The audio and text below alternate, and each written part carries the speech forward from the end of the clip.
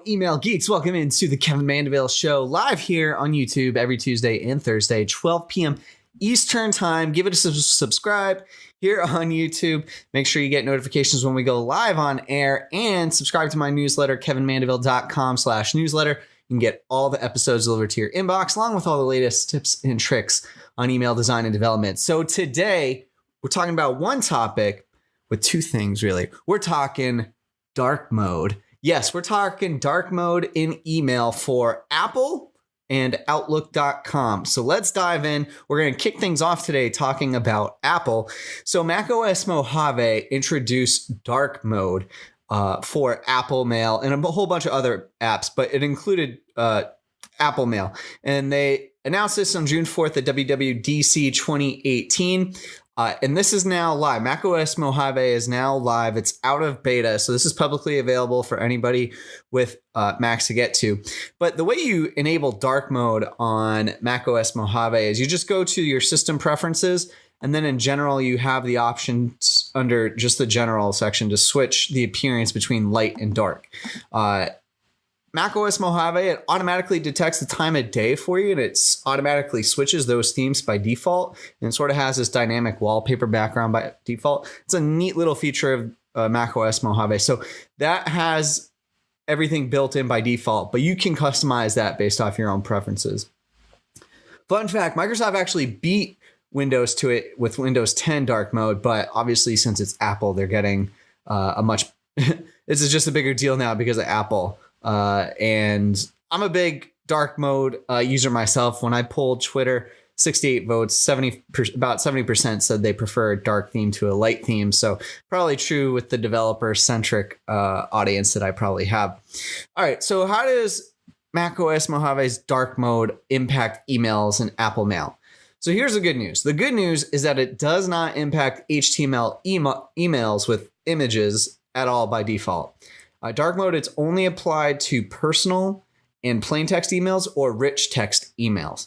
So even if you don't have a background color defined by default in your HTML, this background is still going to be rendered as white in dark mode. So you don't have to worry about dark mode messing with your code or the rendering experience for regular HTML emails with images out of the box.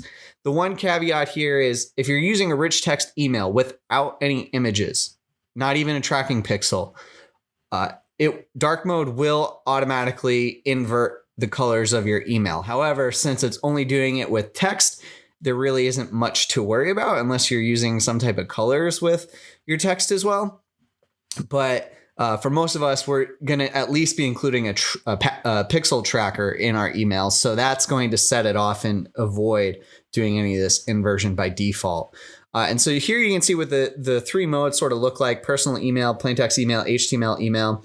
And that behavior of just a rich text email changed between the beta version, which is what I have displaying here for screenshots, to the release now. They started doing that and started supporting immediate query.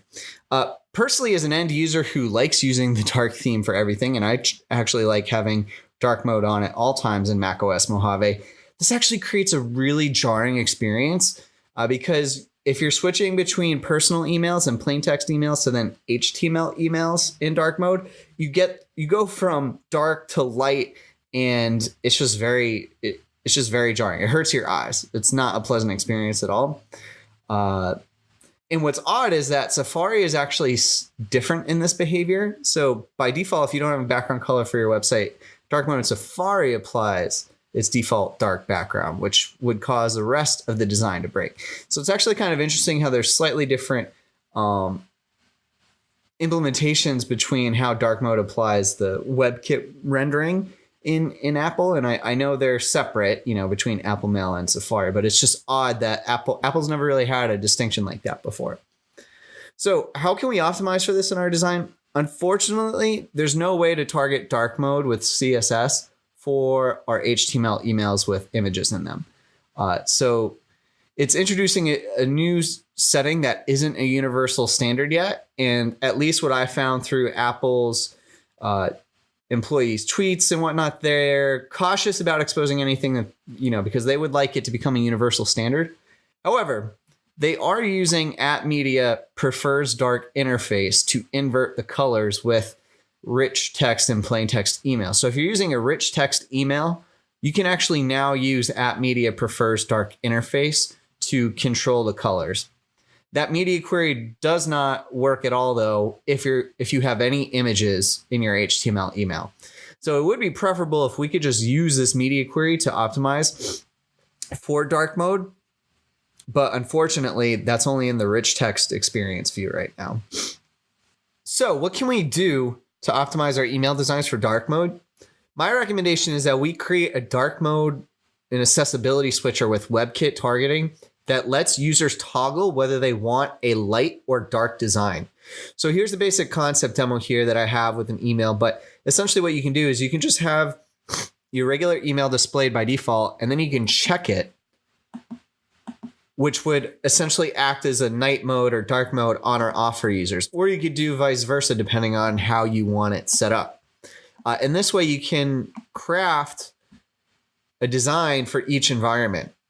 And so this type of interactivity, it's supported in about 45% or so of the market share currently with Apple Mail, iOS Mail, and Outlook for Mac. And this was really Paul Arey of Beyond the Envelope was the first person to really do this accessibility switcher in his Type E newsletter. And he does a bunch of things like increase or decrease font size, and then also have a high contrast mode. So I would highly recommend that you do this. There are macOS Mojave's dark mode colors are listed as this. For the background, it is a hexadecimal value of 2D, 2D, 2D, text color of DF, DF, DF, and a link color of 1B89EF. So if you want to try to mimic the native macOS Mojave dark mode colors, which is what I would probably recommend if you wanted to make it feel as seamless as possible when switching between emails, but you could do something high contrast as well. That would still work.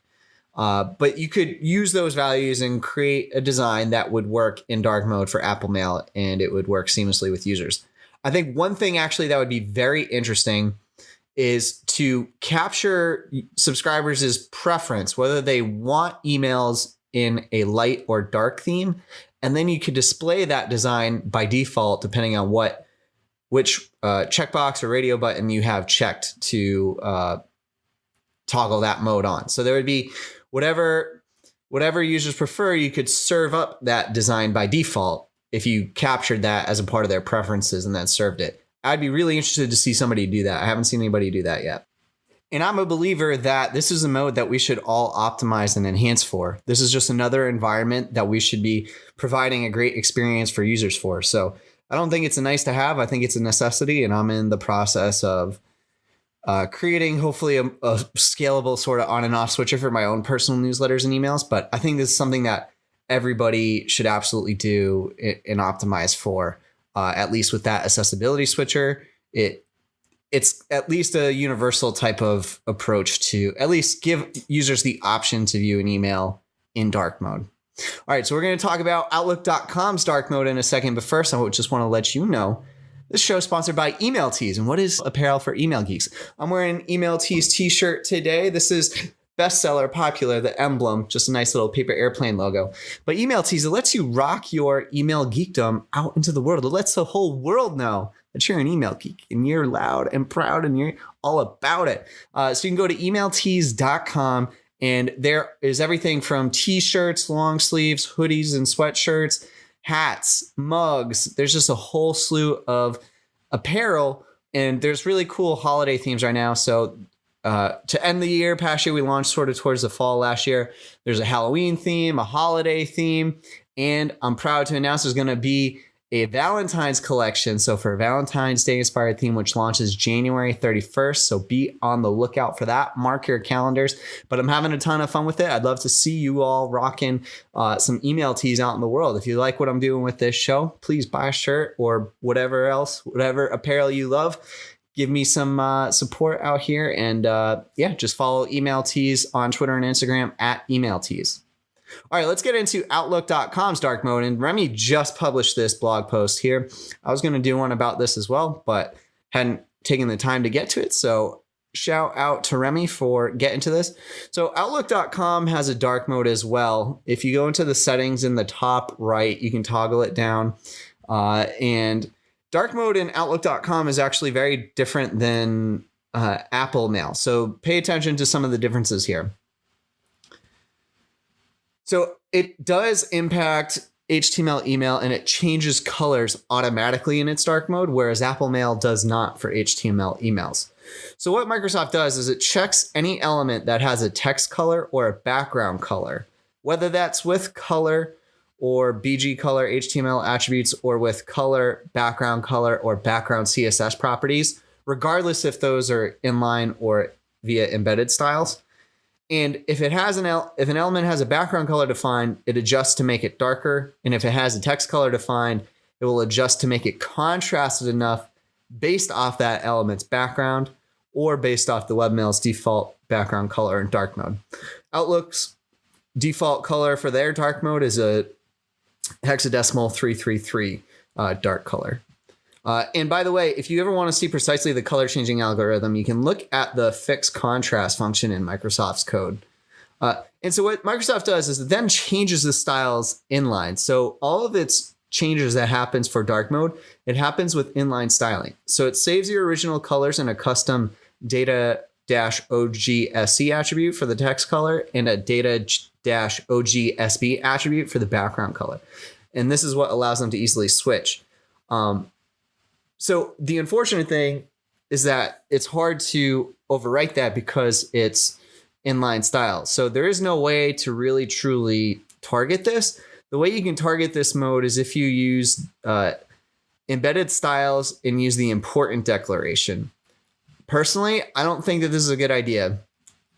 As an end user, especially who likes using dark mode, I prefer having emails in dark mode. And even though there are some hiccups potentially with the way Outlook is implementing this, and we're going to go over some of these examples, I much prefer having a dark mode experience as I set as a setting, as opposed to getting this jarring experience of switching back and forth between light and dark emails as in Apple Mail.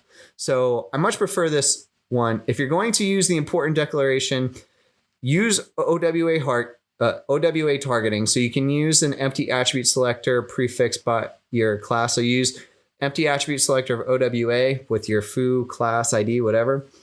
Use it that way. So at least it's only being applied to Outlook.com and it's not impacting anything else. But you should use this very judiciously if you do. Personally, I wouldn't recommend it. I don't think we should be trying to change the environment. I would only use this to enhance the dark mode experience where there are hiccups like we're about to get into. So what are some things that you need to be careful of? Well, one, Outlook doesn't just do this for text and background colors, but it also does this for images. So, and this is really where the big hiccups are in Outlook.com's dark mode. Sometimes when it changes images, there are unintended consequences, or there are just not it's not intended to happen the way it does. So example one, Remy points out, are with transparent images. Here's a good example of Fortnite. You'll see that sometimes if there's a transparent background, but then you have images that have don't have a transparent background, you're going to get a very disjointed experience here. Outlook.com, sometimes it works well with this and it's able to change images that have background colors to an appropriate dark color, but sometimes it doesn't. So it's just one of those things that you have to test locally as a part of your testing. So you should try to use transparent images to try to get it to behave a little bit more properly, or not. Sometimes it's a bad idea. And here's an example where Moo's logo went from being visible to invisible, from light to dark mode. And so that might be an instance to where I might put a background color on the image of Moo here for the dark mode. And so maybe I change that background color in the header for dark mode for Outlook.com. That would be a good use case of using the important declaration with OWA targeting in dark mode to get it to render properly for dark mode. Here's an example with Apple. You can see this email went completely botched, especially because they're using an image for their text. And you can see that doesn't line up well, which is all the more reason to use live text and pure text whenever possible. But this again would be another example of maybe trying to use OWA targeting with dark mode to try to create a better experience than the one it's serving up here. And then if you're doing maybe some more layout techniques like using border radius inside your images to create curved effects, or if you're doing sort of these sliding horizontal, not gradients, but angled lines, you just need to watch out as to how you have your layout defined. And so I'm a big proponent, always use live text and use colors in the HTML and CSS as much as possible to control them. I know that's not possible, especially for other clients like Outlook Windows, but that's what you should be trying to do to enhance and optimize for these dark modes out of the box. And so you can see these examples from Simplecast and Uber. They're using a little bit more of a, image with background colors to combine the design, and it can run into some issues there. So that's just something you need to look out for. So those are dark modes in email right now. I really love dark modes, and I'm excited to see this enhance. I'm hopeful that both Apple Mail will, one, fix the @media prefers dark interface media query to work with HTML emails, and to target their dark mode in the webmail. If we have a method to target these environments separately through the CSS, it's going to be a heck of a lot easier to optimize for. But I'm excited, especially somebody as a user who loves dark mode and loves using them. I think it's very promising and an exciting area for email design. So I'd love to know what you think. What do you think about these dark modes? What questions do you have around them? How do you plan on optimizing your designs for them? I'd love to know what you think. So hit me up on Twitter @KevinMandeville, or give a comment below. Give a like and a subscribe below to the show. Catch it every Tuesday and Thursday, 12 p.m. Eastern time, or catch up on the recordings. Binge watch anytime you want. And be sure to subscribe, kevinmandeville.com/newsletter. Get all the news and updates on email right to your inbox. All right, email geeks, you have a good week, a good weekend. Catch you next time on the flip side.